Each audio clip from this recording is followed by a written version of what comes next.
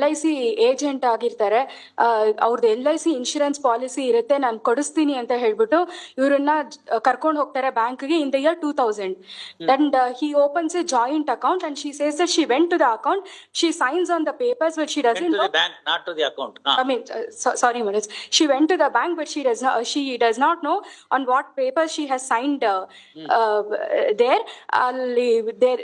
A joint account is opened and then he says adadmele 4,50,000 ಒಂದು 3 lakhs ಒಂದು check, 1,50,000 ಒಂದು check insurance ಇಂದ ಬರುತ್ತೆ, ಅದನ್ನ ಕೊಡಿ ನಾನು ವಿಡ್ರಾ ಮಾಡಿ ನಿಮ್ಗೆ ಡೆಪಾಸಿಟ್ ಮಾಡ್ತೀನಿ ಅಂತ ಹೇಳಿದ್ದಾರೆ.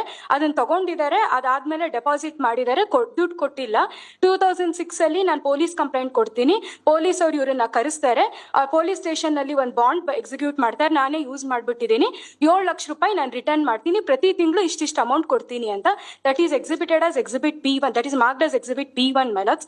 ಅಂಡ್ ದೆನ್ ಮೆಲೋಡ್ಸ್ 2 cheques given, she says 3 lakh ಒಂದು, 1,50,000 ಒಂದು, ಅದು exhibit P2 and P3.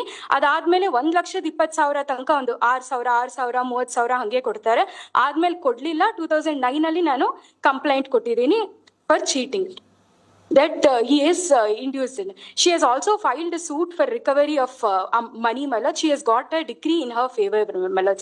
Malad's if 7 ಲಕ್ಷಕ್ಕೆ ಬಾಕಿ ಇನ್ನೇನ್ ಬಾಕಿ ಇದ್ರು ಅದಕ್ಕೆ ಇಂಟ್ರೆಸ್ಟ್ ನ 18% ಹಾಕಿ ನಾಳೆ ಬೆಳಗ್ಗೆ ದುಡ್ಡು ಕೊಡಿ, ಜೈಲ್ ಶಿಕ್ಷೆ ತೆಗಿತೀನಿ.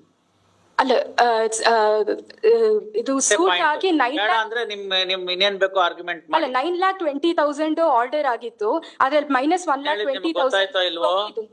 ಬಾಕಿ ದುಡ್ಡು ಕೊಡ್ತೀನಿ ಅಂತಂದ್ರೆ ಇಂಟ್ರೆಸ್ಟ್ ಸಮೇತ ಆಕೆನೋ ಕರ್ಸಿ ಆಗಿದ್ದಾಯ್ತು, ನಿಮಗ್ ಟೋಪಿ ಹಾಕ್ಬಿಟ್ಟಿದ ನಿಮ್ ಭಾವ, ಇನ್ ಮುಂದೆ ಹುಷಾರಾಗಿರು ಅಂತ ಹೇಳ್ಬಿಟ್ಟು ಏನೋ ಮಾಡಿ ಬಿಟ್ಟು ಕಳಿಸ್ತೀನಿ ಜೈಲಿಂದ. ಇಲ್ಲ ಬರೇ ಕೈಯಲ್ಲಿ ಮೊಳ ಹಾಕ್ತೀನಿ, ಆ ಕತೆ ಈ ಕತೆ ಕಾನೂನ್ ಪಾಯಿಂಟ್ ಎಲ್ಲ ಆರ್ಗ್ಯುಮೆಂಟ್ ಮಾಡ್ತೀನಿ ಅಂದ್ರೆ you are free to argue. I am prepared to listen and pass out. Execution proceedings ಅಲ್ಲಿ ಒಂದಷ್ಟು ಅಮೌಂಟ್ ಸೇರಿಸಿ ಕರ್ಸಿ ಅದೇನ್ ಮಾಡ್ತಿರೋ ಎಲ್ಲ ದುಡ್ಡೆಲ್ಲ ಕೊಡ್ಬೇಕಲ್ಲ.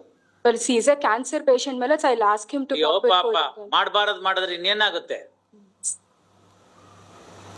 ಬೇರೆ ಯಾರು ಅಲ್ಲ, ಅಣ್ಣನ ಹೆಂಡತಿ ತಮ್ಮನ ಹೆಂಡತಿಗೆನೆ ಟೋಪಿ ಹಾಕುವಂತ ಶಾಂತಿ ಇಲ್ಲ ಅಲ್ಲಂಗೆ ಕ್ಯಾನ್ಸರ್ ಬರದಲ್ಲ ಇನ್ನೇನೋ ನಳ್ನಳಿಸ್ತಾ ಇರ್ತಾನ 100 ವರ್ಷದ ತನಕ. ಅವಳು ದಿನ ಅನ್ಕೊಂಡಿರ್ತಾಳೆ ನಮ್ ಭಾವಂಗ್ ಬರ್ಬಾರದು ರೋಗ ಬಂದ್ ಬೇಗ ಗೊಟ್ಟಕ್ಕನ್ನ ಅಂತ.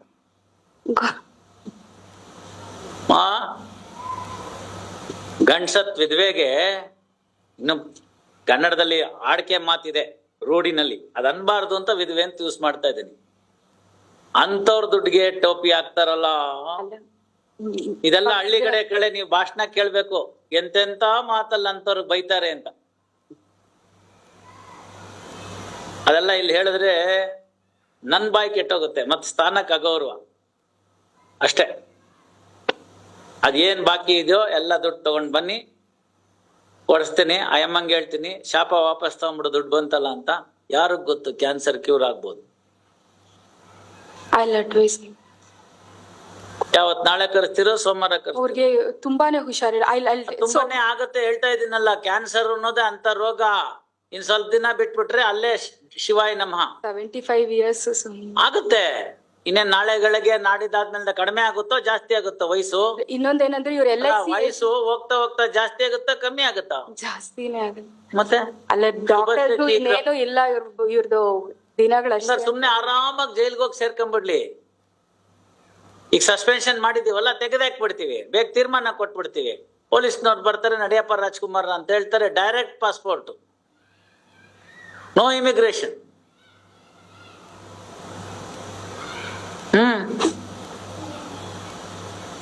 ಮಾಡ್ಬಾರದ್ ಮಾಡಿದ್ರೆ ಆಗ್ಬಾರದ್ ಆಗ್ಬಿಡುತ್ತಮ್ಮ. ಕಲಿಯುಗದಲ್ಲಿ ಕೈ ಮೇಲ್ ಫಲ ಅಂತ. ಹೌದು, ಇವ್ರು LIC ಇದಕ್ಕೆ ಕಂಪ್ಲೇಂಟ್ ಕೊಟ್ಟು ಅವ್ರ ಏಜೆನ್ಸಿ ಅದು ಏನ್ ಮಾಡ್ತಾರೆ, ಈ ತರ LIC ನನಗೆ ನಾದ್ನಿಗೆ ಬಿಡದೆ ಇದ್ದವ್ ಇನ್ನೆಷ್ಟ್ ಜನಕ್ಕೆ ಇನ್ನೇನೇನ್ ಟೋಪಿ ಮಾಡಿದನು? ಇಲ್ಲ ಸ್ವಾಮಿ, ಆ ತರದ್ದೇನು ಇಲ್ಲ. It's a genuine case. Joint account is open ಮೆಲೋಡ್ಸ್ without her consent it cannot be withdrawn. ಹೋಗ್ಲಿ ಬಿಡಿ, ಅವ್ರು ಮಾಡಿದ ಕರ್ಮಕ್ಕೆ ಅವ್ರು ಅನುಭವಿಸ್ತಾ ಇದಾರೆ. ನಾವ್ಯಾಕೆ ನಮ್ ಬಾಯಿಂದ ಕೆಟ್ಟದ್ ಹೇಳ್ಬೇಕು? ನೀವು ಮೆರಿಟ್ಸ್ ಮೇಲೆ ಏನಾರು ಇದ್ರೆ ಮಾಡ್ಬಿಡಿ. ಅಡ್ಮಿಟೆಡ್ಲಿ ಮಾಡಿರೋದು ಫ್ರಾಡು, 420 ಕೆಲಸ. ಅದನ್ನ ಹೆಂಗ್ ಸಪೋರ್ಟ್ ಮಾಡ್ಕೋತೀರ? That in the revision. ಬೇರೆ ಯಾರಿಗೋ ಟೋಪಿ ಹಾಕ್ತಾನೆ ಅಂತಂದ್ರೆ ಇಲ್ವಂತೆ. ಇಲ್ಲಿ ಮದ್ದಾಕೋದು ಅಂತ ಒಂಥರ ಇರುತ್ತೆ. ಈಗೆಲ್ಲ ಕಡಿಮೆ ಆಗ್ಬಿಟ್ಟಿದ್ದಾರೆ. A particular herbal chemicals are used and small ಒಂದು ಗುಳ್ಳೆ ತರದ ಇಷ್ಟ ಉಂಡೆ ಮಾಡ್ಬಿಡ್ತಾರೆ, ಸಣ್ಣಕ್ಕಿರುತ್ತೆ, ಅದನ್ನ ಊಟದ ಜೊತೆ ಕೊಟ್ಬಿಡ್ತಾರೆ. ಸೈಂಟಿಫಿಕ್ ರೀಸನ್ ಏನು ಅಂದ್ರೆ ಆ combination it cannot be digested and it sticks on to the some portion of the GI tract, may be in the stomach or in the intestine or somewhere. It sticks to that.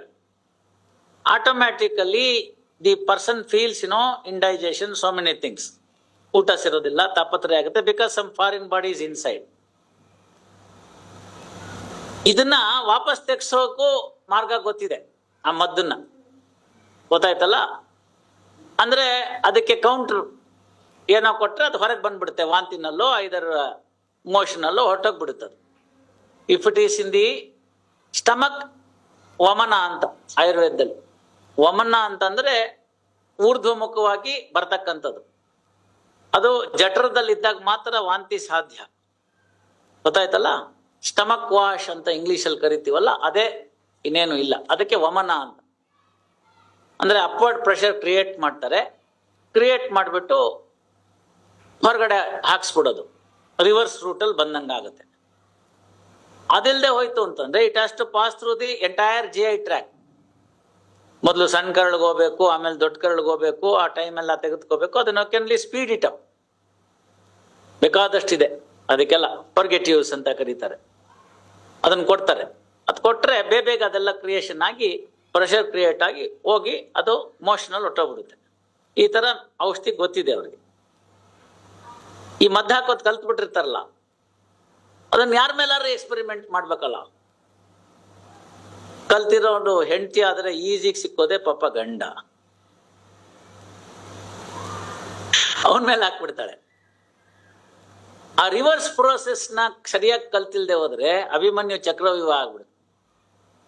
ಅಂದ್ರೆ ವಾಪಸ್ ತೆಗೆಯೋ ಮಾರ್ಗ.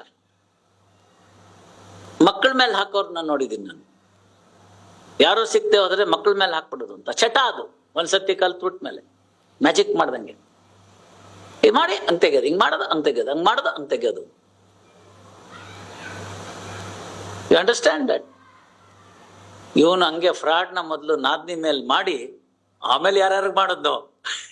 ಅಲ್ಲ, ಅವ್ರ ಏಜೆನ್ಸಿನ joint ಆಗಿ account open ಮಾಡಿಸಿದಾರೆ ಮೇಲ ಇಬ್ರು. ಆಯ್ತು ಇವ್ರೆ, ಇಲ್ಲದ ಮದ್ದಿನ ಕತೆ ನಾವ್ ಯಾಕೆ ಹೇಳ್ತೀವಿ? First person to be duped was sister in law. ಬೇಕಾಗಿತ್ತ? ಆನ್ ದಿ ಕಾಂಟ್ರರಿ ಹೆಂಗಿರ್ಬೇಕಮ್ಮ, ಹೆಂಗಿರ್ಬೇಕು? ಆಕೆ ಗಂಡ ಅಂದ್ರೆ ಇವಳಿಗೆ ಸಿಬ್ಲಿಂಗು, ಅವನ್ ಸತ್ತೋಗ್ಬಿಟ್ಟಿದ್ದಾನೆ. ಏನ್ ಮಾಡ್ಬೇಕಂತ ಸಂದರ್ಭದಲ್ಲಿ ಶಾಂತಿಲಾಲ್ ಅಯ್ಯೋ ಪಾಪ ಅಂತ ಹೇಳಿ ಅವ್ರ ಮನೆಗೆ ನೆರಳಾಗಿ ನಿಂತು ತನ್ನ ಕೈಯಿಂದ ಸಹಾಯ ಮಾಡಿ ಮಕ್ಕಳು ಮರಿಗೆ ಏನಾರು ಒಂಚೂರು ಪಾರು ಕೊಟ್ಟು ನೋಡ್ಕೊಳ್ತಕ್ಕಂಥದ್ದು ಫಸ್ಟ್ ಲೆವೆಲ್ ಸಾತ್ವಿಕತನ. ಆಗ್ಲಿಲ್ವಾ, ಹಾಳಾಗೋಗು ಗೋಡಾಯಿ ಮೈದಾನೆ, ಆ ದಿನದ ಕಾರ್ಯ ಆಯ್ತು, ಏನೋ ಮಾಡಿಸಿದೀವಿ, ಇನ್ಮೇಲೆ ನಿನ್ ದಾರಿ ನಿನ್ಗೆ, ನನ್ನ ದಾರಿ ನನ್ಗೆ. ತಮ್ಮನೇ ಇಲ್ಲ, ಅಣ್ಣನೇ ಇಲ್ಲ, ಇನ್ ನಾದ್ನಿಗೆ ಅತ್ಕೇನ್ ಕಟ್ಕೊಂಡು ಏನಾಗಬೇಕು? ನಿಮ್ ದಾರಿ ನಿನ್ಗೆ, ನನ್ನ ದಾರಿ ನನ್ಗೆ. ಅದು ರಾಜಸತನ. ಮೂರನೇದ್ ನೀವು ಮಾಡೋದು ತಾಮಸ್ತನ. ಹೆಂಗೂ ಇಲ್ವಲ್ಲ, ನಾನೇ ನಿಮ್ಮನೆಗೆಲ್ಲ ಅಂತ ಹೇಳಿ ನಾಮ ಹಾಕ್ಬಿಟ್ಟಿದ್ದಾನೆ.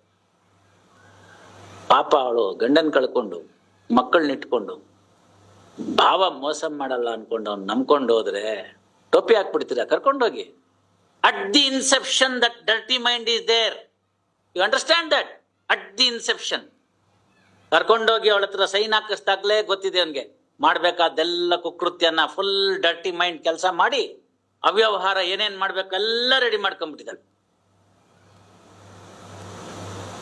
ಅಸಹಾಯಕ ಹೆಣ್ಣು ಮಗಳನ್ನ ದುರುಪಯೋಗ ಸಂಪೂರ್ಣವಾಗಿ ಮಾಡ್ಕೊಂಡಿರೋಂಗೆ ಮರ್ಸಿ ಅಂತ ತೋರಿಸೋದು.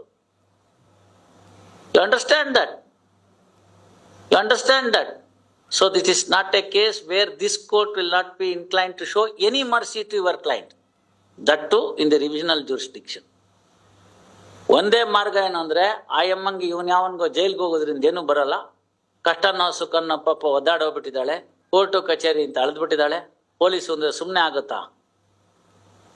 ಸಾದಿಲ್ವಾರ್ ಖರ್ಚು, ಮೇಲ್ ಖರ್ಚು, ಕೆಳಗಿನ ಖರ್ಚು ಎಲ್ಲ ಖರ್ಚು ಮಾಡಿ ಮಾಡಿ ಮಾಡಿ ಮಾಡಿ ಸುಸ್ತಾಗ್ಬಿಟ್ಟಿದ್ದಾಳೆ.